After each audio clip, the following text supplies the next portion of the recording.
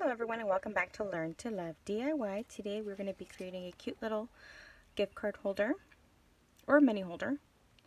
Kind of just depends on what you want to gift. And I've made a little piece right here that I went ahead and glued on for your special note. And then it has room for your gift card on the inside. And then I made a little belly band so that it holds it all together. And we're going to be using Bonanza Buddies. We're going to be using the Happy Birthday sentiment, and that's the only stamping that we're going to be doing other than doing a little bit of shading around the tag. And I'm going to go ahead and show you what you're going to be needing. I just took one of my appointment little cards, and that's how I measured, or I took the measurements for my gift card holder. This is a basic black piece that measures 7 by 4 1/8. You can make it, smaller or bigger, just depending on what you wanted to do with your gift card. But this one measures 7 by 4 1/8. And I did go ahead and already score it, and it's scored at 2.5 and 5. This piece right here is the smaller piece, is the one that's going to fold, and it'll have a little bit of a space here, so you're able to input it, and it doesn't bother the other flap to fold. Okay, so that we have that. Then you're going to need a belly band piece that measures 6 inches by 1 inch. I went ahead and already punched out a little tag, and this is it's from this one here. And do I have the tag for this? I don't think I've created a tag for it yet. It's the Pretty Label Punch. So I created punch up the Whisper White for that one, and then I have 2 DSP pieces, one that measures 3 7/8 by 2 1/4, and you also need a Whisper White piece that measures the same size, 3 7/8 by 2 1/4, and then another piece of the DSP, 3 7/8 by 1 3/4. And this one will go on the bottom here. The Whisper White piece will go on the inside for the note. And that you don't have to include the Whisper White piece. I am, just in case you want to write a personal message on there. And then this one will go on the outside. So it's very quick to create, and we're going to go ahead and start building this beautiful gift card holder. And like I said, I'm using the Happy Birthday. And I'm going to be using the Memento Tuxedo Black ink to play off the black that's on the DSP. And you can choose to do the different colors to bring it out on this tag here. But I'm just using the black today. You know what? I haven't used the black in a while. Okay. Just making sure it's stamping somewhat straight there. So I'm going to go ahead and just do the center of the center as much as possible without, moving the camera or sticking my head in there. Sometimes that does happen. So that's pretty good. Oh wait, before I put it away, I'm taking one of my new sponge daubers, and I'm just going to go ahead and apply a little bit of color on the edges like I did for my other one. And that's just kind of to bring out a little bit of that color that we did in the center and give it a little something extra. And you can choose not to do this portion, kind of just depending on the look that you're wanting to achieve for your gift card holder. Okay, so just very lightly on the edges. So that is all the stamping we're going to be doing. I'm going to take my multi-purpose liquid glue, which is the Tombow. And as you guys know from all of my projects, this is my preferred adhesive. I'm going to go ahead and start by doing this guy, and then just keep on building the gift card holder. Sorry.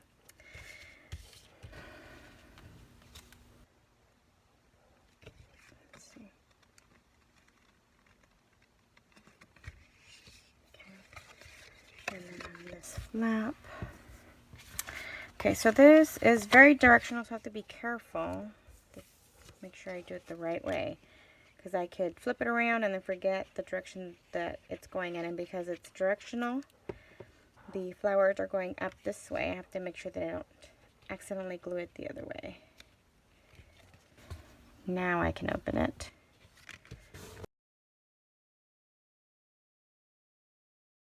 So now I'm just going to go ahead and take a little bit of double-sided tape, and I'm going to go ahead and adhere that to the ends.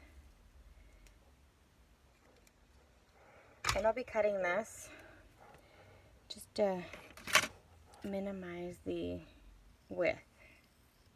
And this will be enough for both ends. You could use the liquid glue, but this is much easier for me. And I don't have to wait all that long for it to dry. Okay. Did go over just a tad bit. So all I'm gonna do is, where's my card? Just stick it in there, just to give it a little bit of bulk, which is not too much because it's just a little card, and you'll be able to do that. And you know what? I forgot to nick a little bit here. So let me see if I can take one of my small punches. I don't have very many punches, but I do have this tiny one here that I'm hoping will go in there. It won't go in the reverse side, so let's hope I punch a little bit out.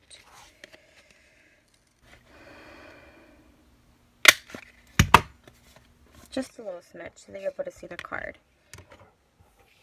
Okay, so now that we've done that, I'm going to go ahead and close this. And I did not do any scoring, just because you just don't really know until you dry fit it. And I'm just going to lightly close it over like that. And it does slide back and forth. You have to make sure that that's what's going to happen once you secure it on there, because you want to be able to take it out, but you want it tight enough so that it doesn't come off on its own. So there you have it. I'm going to do a little bit of a strip there of adhesive. Okay, let's try this again. Making sure that it adheres properly. I'm going to go ahead and take some dimensionals, because I did pop up my other ones, and I want to go ahead and do the same for this one. And I'll be taking my rhinestones out as well. You know what color is that? Cherry cobbler. I wonder if we could use the cherry cobblers instead of the regular rhinestones. So sorry about my hand in the way here. Should have taken everything out. Where's my tag? Ah, there it is. Okay, so I'm just going to be using one, because it'll just be right here in the middle. And I put it in the middle so that it provides extra security for that flap that I've already adhered with the liquid glue. And I'm just going to center it on there. And depending on the way that you fold your flap, this can be a little bit more to the top or towards the bottom, as you can see here. And we're going to go ahead and I'm going to take my X-Acto knife.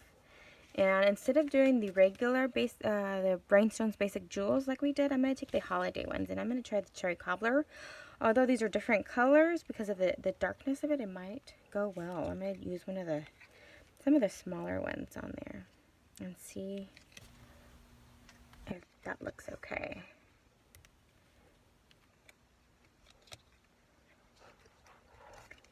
Dare to be different. There we go. That looks pretty good. Doesn't look too bad, does it? I could have probably done the Night and Navy on these guys here, but I just thought about that right now because I was doing the basics for these guys.